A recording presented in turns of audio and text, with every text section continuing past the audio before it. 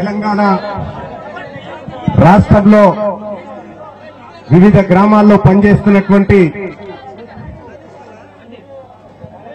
VRA సోదరిమణులకు ఎండకు మాడుకుంటూ ఆకలికి ఓర్చుకుంటూ Indira park దగ్గరకు వచ్చి కూర్చొని ఏదో ఒక చోటు నుంచి ఆశాజనకమైనటువంటి వార్త వినకపోతామా అనేటువంటి ఆశతో వచ్చి కూర్చున్నటువంటి అందరికీ పేరు పేరున ధన్యవాదాలు తెలియజేస్తూ మీ సంఘం బాధ్యులైనటువంటి మీ రాష్ట్ర కమిటీకి సంపూర్ణంగా వారి పోరాటానికి మద్దతు ప్రకటిస్తూ ఇక సోదరులారా సోదరిమణులారా పాపం పోలీసు మిత్రులు చాలా భయపడుతున్నారు. అన్నా జర కదా వీఆర్ఏల గురించే మాట్లాడక ఇది ఏం మాట్లాడొద్దని చెప్తున్నారు. అదే మాట్లాడతా, వీఆర్ఏల గురించే మాట్లాడతా.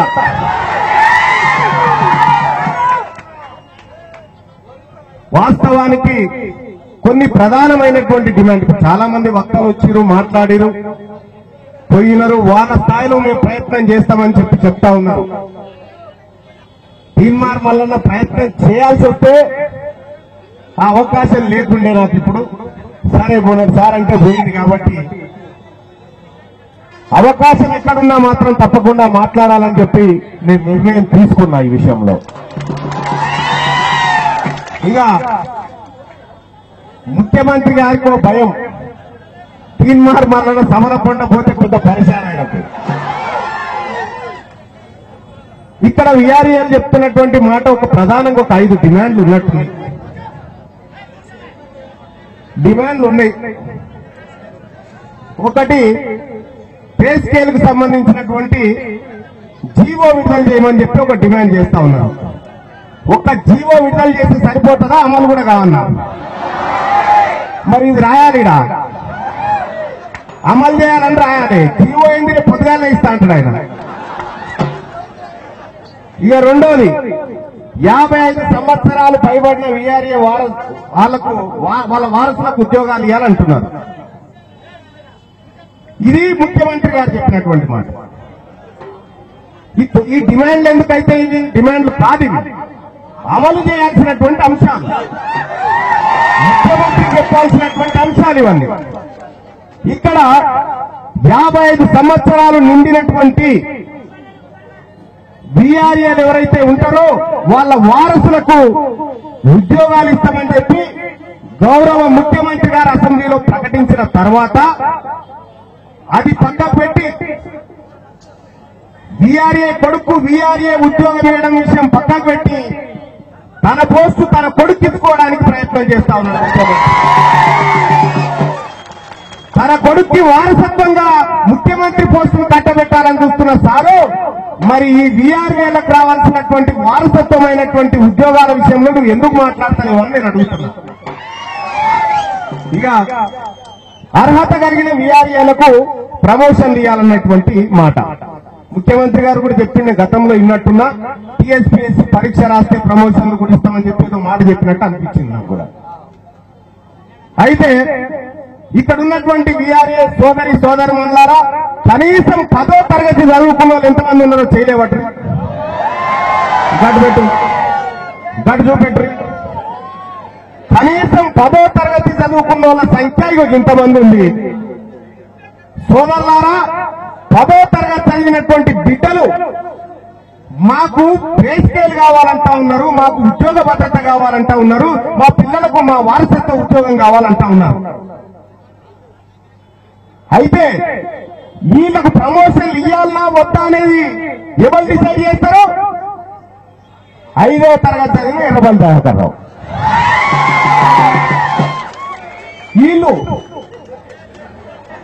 వీళ్ళు డిసైడ్ చేస్తారు. వీళ్ళకు ఈ డిగ్రీ చదివిన బిడ్డలకు, ఈ పీజీ చదివినటువంటి బిడ్డలకు ఓ మంచి 3వ తరగతి, ఓ మంచి 5వ తరగతి, ఓ మంచి చదువుల తల్లి ఎవరు? సవితమ్మ 11వ తరగతి ఫెయిలు. మల్లారెడ్డి దొంగ సర్టిఫికేట్ కొనుక్కొచ్చుకున్నాడు. వీళ్ళకి 7వ తరగతి పరీక్ష పెడితే ఒక్కడు పాస్ కావాలి. ముఖ్యమంత్రి గారు మేము ఇంత లోతుకు పోయి అడగాల్సిన పని రావద్దంటే ఈ బిడ్డలకు అర్హత ప్రకారం ప్రమోషన్ తీయాలని చెప్పి మేము డిమాండ్ చేస్తా ఉన్నాం. మీరు అటువైపు పోవద్దు మళ్ళా మాట్లాడవద్దని చెప్పి చెప్తా ఉన్నారు. నేను కట్టుబడి ఉన్నా మాట, అటువైపు పోలేమోను, ఇటువైపే ఉంటా. బీఆర్ఏ అనే విషయమే మాట్లాడతా, నేను ఇంకో విషయం మాట్లాడాను. సోదరులారా, ప్రతి గ్రామంలో ఎలక్షన్స్ వస్తూ ఉంటాయి. ఇప్పుడు పులిని చంపాలంటే ఏం చేయాలి? కట్టి తీసుకొని పోవన్నా? అవసరమే లేదు. ప్రజాస్వామ్య దేశంలో ఒక నరరూప ఏది రాక్షసంగా వ్యవహరిస్తున్నటువంటి పులిని చంపాలంటే ఏం చేయాలి? దానికి అన్నం కాదు చేయాలి, అన్నం అందకుండా చేయాలి. మనం ఏం చేయాలి? ఇప్పుడు ఊర్లో ప్రతి గ్రామంలో పోలింగ్ బూత్ సిట్టీలు పంచేది మీరే కాదు. టీఆర్ఎస్ పార్టీ కోటేసి వాళ్ళకి సిట్టి ఇవ్వకపోతే అయిపోయా. ఈ పని చేయాలి. మనం చేయాల్సిన పనికి ఇది. ముఖ్యమంత్రి గారికి ఏమాత్రం చిత్తశుద్ధి ఉన్నా ఒక చట్టసభలో, తెలంగాణ రాష్ట్రానికి గుండెకాయ అయినటువంటి చట్టసభలో, అసెంబ్లీలో ఇచ్చినటువంటి హామీని అమలు చేయకపోతే అది చట్టసభ ఎట్లయితుంది? నువ్వు ముఖ్యమంత్రి ఎట్లయితావు? మేము ఇన్నేళ్ల మనుషులం ఎట్లయితావు? ఈ బిడ్డలకు మాత్రం ఉద్యోగ భద్రత లేదు. వాళ్ళ బిడ్డకు ఉద్యోగం పోతే 6 నెలల సెట్ చేసి మళ్ళీ మెడిసిన్ చేసింది. వీళ్ళకున్నటువంటి భద్రతలు మనకు ఉండొద్దా? వీళ్ళకున్నటువంటి బతుకు మన పిల్లలకు దక్కొద్దా? సోదరులారా, బాగా ఆలోచన చేయండి. ఎందుకంటే ఒక గ్రామంలో పుట్టిన మనిషి కానించి చచ్చిన మనిషి దాకా అనుబంధాన్ని పెనవేసుకొని ఉండేటువంటి బిడ్డ వీఆర్ఏ. ఇవాళ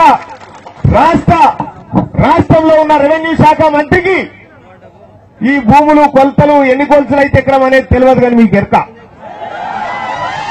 ఇటువంటి పరిస్థితుల్లో రెవెన్యూ మంత్రి లేకుండా పోయిండు. అన్ని వ్యవస్థలను సర్వనాశనం చేసిండు. ఒక్క వ్యవస్థని కాదు, ఇవాళ జిల్లా స్థాయిలో కలెక్టర్ ఎన్ని పనులు చేస్తారో గ్రామ స్థాయిలో వీఆర్ఏ అన్ని పనులు చేస్తారు. అటువంటి పరిస్థితుల్లో వాళ్ళకు భద్రత లేకుండా పోవడం అనేది తీవ్రమైనటువంటి అన్యాయం. ఇక డబుల్ బెడ్రూమ్ ఇల్లు కావాలని డిమాండ్ చేస్తున్నారు. డబుల్ బెడ్రూమ్ ఇల్లు కావాలి సొంత గ్రామంలో అంటుడు. రేపే తీసుకోరని చెప్తాడు. ఏముంది? రేపే మంజూరు అంటాడు. రేపే. ఇక కరోనాతో మరణించిన వీఆర్ఏలకు 50 లక్షల ఎక్స్గ్రేషియా ఇవ్వాలని చెప్పి డిమాండ్ చేస్తా ఉన్నారు. కరోనా సర్టిఫికేట్ ఇవ్వండి చచ్చిపోయినా కూడా. ఇట్లా వందలాది వ్యవస్థలను సర్వనాశనం చేసిండు. ఈ 5 డిమాండ్లలో ఏ డిమాండ్ కూడా కేసీఆర్ తో కాదు. నేను చెప్తా ఉన్నా కదా, నేను వాస్తవం చెప్పేది ఆలస్యంగా తెలుస్తుంది. 2018 ఆగస్టు 23 తారీఖు రోజే చెప్పినా నేను. ఏమని? తెలంగాణ రాష్ట్రంలో భూ రికార్డుల ప్రక్షాళన పేరుట 3.5 లక్షల ఎకరాల భూములు పేదోళ్ళే కొల్లగొట్టబోతున్నా నా కుట్రను బయట పెట్టినా. మీరందరూ సాక్ష్యం. మీ ఊర్లో భూములు పోలే, పేదోళ్ళే పోయినా. సేమ్ ఇదే పరిస్థితి. అందుకోసమే చెప్తా ఉన్నా, సోదరి మనులారా, మీరంతా ఐక్యంగా ఉండండి. మీరంతా ఏకతాటిపైన నడవండి. మీరు చేసేది గొంతమ్మ కోరిక కాదు. కాళ్ళు మొక్కి కలెక్టర్లై తిరుగుతా ఉన్నటువంటి వ్యక్తులు కాదు. మీరు ఆత్మ గౌరవంతో బతుకుతున్నటువంటి బిడ్డలు. కాబట్టి మీరంతా ఐక్యంగా ఉండండి. ప్రజా సమూహం అంతా మీ వెనకాల ఉంటది. మీ కష్టం తెలుసు, ఊర్లలో మీరు పడ్డ యాత్ర తెలుసు, మీరు పడుతున్న బాధలు తెలుసు. అనేక రకాలుగా ముఖ్యమంత్రి గారు చెప్తా ఉన్నారు, మభ్యపెట్టే కార్యక్రమాలు చేస్తా ఉన్నారు. దయచేసి ఈ బిడ్డల ఆకాంక్షలు నెరవేర్చాలని గౌరవ ముఖ్యమంత్రి గారికి నేను డిమాండ్ చేస్తా ఉన్నా. ఇక వేరే అంశాలలోకి పోవద్దు కాబట్టి పోతలేను. మాట్లాడే మంచిదనే మాట కూడా నాకు అర్థమైంది. అందుకోసమే నేను చెప్పొచ్చు, ఎన్నైనా చెప్పొచ్చు. ముఖ్యమంత్రి గారు అంటా ఉన్నాడు, రైతు చనిపోతే 5 లక్షల బీమా ఇస్తున్న ప్రభుత్వం ఏమైనా ఉందా అని ముఖ్యమంత్రి గారు అంటా ఉన్నాడు. 10 లక్షలు ఇస్తాం నువ్వు చచ్చిపోవని నేను అనొచ్చు, కానీ నేను అనొద్దు. ఇప్పుడు నేను అనొద్దు. ఇది వేదిక కాదు కాబట్టి అంటలేను నేను. ఇదంతా నేను అనొద్దు కూడా. నేను నా పరిధిలోనే ఉండాలి. సోదరి మనులారా, మీ అందరికీ తీన్మార్ మల్లన్నగా మీకు హామీ ఇస్తా ఉన్నా. మీరు ఎక్కడ ఏ గొంతు పెగిలినా కూడా ఖచ్చితంగా మా క్యూన్యూస్ లో గానీ మా తీన్మార్ మల్లన్నగా గానీ ఖచ్చితంగా మాట్లాడతామని చెప్పి మీ అందరికీ తెలియజేసుకుంటూ మీ అందరికీ తెలియజేసుకుంటూ ఇక ముఖ్యమంత్రి గారు ఇప్పటికైనా గౌరవ ముఖ్యమంత్రి గారు దయచేసి డిమాండ్లు పరిష్కరించమని తీన్మార్ మల్లన్నగా డిమాండ్ చేస్తూ సెలవు తీసుకుంటా ఉన్నా. ధన్యవాదాలు. హాయ్ ఫ్రెండ్స్, మా టుడే టుమారో యూట్యూబ్ ఛానల్ చూస్తున్నందుకు చాలా థ్యాంక్స్. మరిన్ని లేటెస్ట్ వీడియోస్ కోసం వెంటనే సబ్స్క్రైబ్ చేయండి. అలాగే ఈ బెల్ ని కూడా రింగ్ చేసేయండి. మా నోటిఫికేషన్స్ అన్ని మీ మొబైల్లో వస్తాయి. అలాగే మా వీడియోస్ మీకు నచ్చితే లైక్ చేయండి, షేర్ చేయండి, నచ్చకపోతే కామెంట్ చేయండి.